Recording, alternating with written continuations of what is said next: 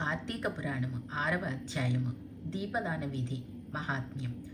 వశిష్ఠుల వారు జనక మహారాజుతో, ఓ రాజశ్రేష్ఠుడా, ఏ మానవుడు కార్తీక మాసము నెల రోజులు పరమేశ్వరుని శ్రీ మహావిష్ణువును పంచామృత స్నానము చేయించి కస్తూరి కలిపిన మంచి గంధపు నీటితో భక్తిగా పూజించునో అట్టి వానికి అశ్వమేధయాగము చేసినంత పుణ్యము దక్కును. అటులనే ఏ మానవుడు కార్తీక మాసమంతయు దేవాలయమునందు దీపారాధన చేయునో వానికి కైవల్యము ప్రాప్తించును. దీపదానము చేయుట ఎటులన పైడి ప్రత్తి తానే స్వయముగా తీసి శుభ్రపరిచి ఒత్తులు వేయవలెను. వరిపిండితో కానీ గోధుమ పిండితో కానీ ప్రమిది వలె చేసి ఒత్తులు వేసి ఆవు నెయ్యి వేసి దీపం వెలిగించి ఆ ప్రమిదను బ్రాహ్మణునకు దానమియ్యవలెను. శక్తి కొలది దక్షిణ కూడా ఇయ్యవలెను. ఈ ప్రకారముగా కార్తీక మాసమందు ప్రతిదినము చేసి ఆఖరి రోజున వెండితో ప్రమిదను చేయించి బంగారపుతో ఒత్తిని చేయించి ఆవు నెయ్యి నిండుగా పోసి వెనక చేసిన ప్రకారముగా గోధుమ పిండితో ప్రమిదని చేసి ఆవు నెయ్యి పోసి దీపం వెలిగించి ఈ నెల రోజులు దానము చేసిన బ్రాహ్మణునకే ఇది కూడా దానమియ్యవలెను. అట్లు దానమిచ్చిన ఎడల సకల ఐశ్వర్యములు కలుగుటయే కాక మోక్షప్రాప్తి కలుగును. దీపదానము చేయువారు ఇట్లు వచింపవలెను: సర్వజ్ఞానప్రదం దివ్యం సర్వసంపత్ సుఖావహం దీపదానం ప్రదాస్యామి శాంతిరస్తు సదా మమ అని స్తోత్రం చేసి దీపదానం చేయవలెను. దీని అర్థమేమనగా, అన్ని విధములుగా జ్ఞానము కలుగజేయనదియు సకల సంపదలను ఇచ్చినది అగు ఈ దీపమును నేను దానము చేయుచున్నాను, నాకు శాంతి కలుగుగాక అని అర్థము. ఈ విధముగా దీపదానము చేసిన తర్వాత బ్రాహ్మణ సమారాధన చేయవలెను. శక్తి లేని ఎడల 10 మంది బ్రాహ్మణులకైనను భోజనమిడి దక్షిణ తాంబూలములు నింపవలెను. ఈ విధముగా పురుషులు కానీ స్త్రీలు కానీ ఏ ఒక్కరు చేసినను సిరి సంపదలు, విద్యాభివృద్ధి, ఆయుర్వృద్ధి కలిగి సుఖింతురు.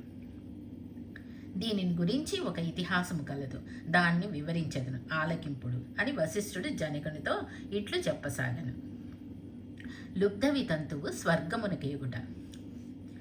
పూర్వకాలమున ద్రవిడ దేశమునందు ఒక గ్రామమున ఒక స్త్రీ కలదు. ఆమెకు పెండ్లైన కొద్ది కాలమునకే భర్త చనిపోయెను. సంతానము కానీ ఆఖరికి బంధువులు కానీ ఎవరూ లేరు. అందుచే ఆమె ఇతరుల ఇండ్లలో దాసి పని చేయుచు అక్కడే భుజించుచు ఒకవేళ వారి సంతోషము కొలది వారేమైనా వస్తువులు ఇచ్చిన ఎడల ఆ వస్తువుల్ని ఇతరులకు హెచ్చు ధరకు అమ్ముకొనుచు ఆ విధముగా తన వద్ద పోగైన సొమ్మును వడ్డీలకు ఇచ్చి మరింత డబ్బును కూడబెట్టుకొనుచు దొంగలు దొంగిలించి కూడా తీసుకువచ్చిన వస్తువులను తక్కువ ధరకు కొని ఇతరులకు ఎక్కువ ధరకు అమ్ముకొనుచు సొమ్ము కూడబెట్టుకొంచుండును. ఈ విధముగా కూడబెట్టిన ధనమును వడ్డీలకిస్తూ శ్రీమంతుల ఇండ్లలో దాసీ పనులు చేస్తూ తన మాటలతో వారిని మంచి చేసుకుని జీవించుచుండెను. ఎంత సంపాదించిననేమి ఈమె ఒక్క దినము కూడా ఉపవాసము కానీ దేవుని మనసారా ధ్యానించుట కానీ చేసి ఎరగదు. పైగా వ్రతములు చేసేవారిని, తీర్థయాత్రలకు వెళ్ళిన వారిని చూచి అవహేళన చేసి ఏ ఒక్క భిక్షగానికి కూడా పిడికెడు బియ్యము పెట్టక తాను తినక ధనమును కూడబెట్టుకొంచుండెను. అటుల కొంతకాలము జరిగెను. ఒక రోజున ఒక బ్రాహ్మణుడు శ్రీరంగంలోని శ్రీరంగనాయకులను సేవించుటకు బయలుదేరి మార్గమధ్యమున ఈ స్త్రీ ఉన్న గ్రామమునకు వచ్చి ఆ దినమున అక్కడొక సత్రంలో మజిలీ చేసెను. అతడు ఆ గ్రామంలోని మంచి చెడ్డలను తెలుసుకుని ఆ పిసినారి స్త్రీ సంగతి కూడా తెలుసుకుని ఆమె కడకు వెళ్ళి, అమ్మా, నా హితవచనములు ఆలకింపుము. నీకు కోపం వచ్చినా సరే నేను చెప్పుచున్న మాటలను ఒకసారి వినుము. మన శరీరములు శాశ్వతములు కావు, నీటి బుడగల వంటివి. ఏ క్షణంలో మృత్యువు మనల్ని తీసుకొని పోవునో ఎవ్వరూ చెప్పలేరు. పంచభూతములు సప్తధాతువులతో నిర్మించబడిన ఈ శరీరంలోని ప్రాణము జీవము పోగానే చర్మము మాంసము కుళ్ళి దుర్వాసన కొట్టి అసహ్యముగా తయారుగును. అటువంటి ఈ శరీరాన్ని నీవు నిత్యమని భ్రమించుచున్నావు. ఇది అజ్ఞానముతో కూడిన దురాలోచన తల్లి.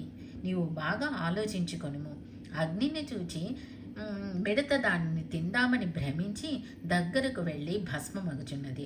అటులనే మానవుడు కూడా ఈ ధనువు శాశ్వతమని నమ్మి అంధకారంలో పడి నశించుచున్నాడు. కాన నా మాట లాలిగించి నీవు తినక ఇతరులకు పెట్టక అన్యాయముగా ఆర్జించిన ధనము ఇప్పుడైనా పేదలకు దాన ధర్మములు చేసి పుణ్యమును సంపాదించుకుని తల్లి అని పలు విధముల చెప్పటానికి ప్రయత్నించును. ప్రతిదినము శ్రీమన్నారాయణుని స్మరించి వ్రతాధికములు చేసి మోక్షమునందుము.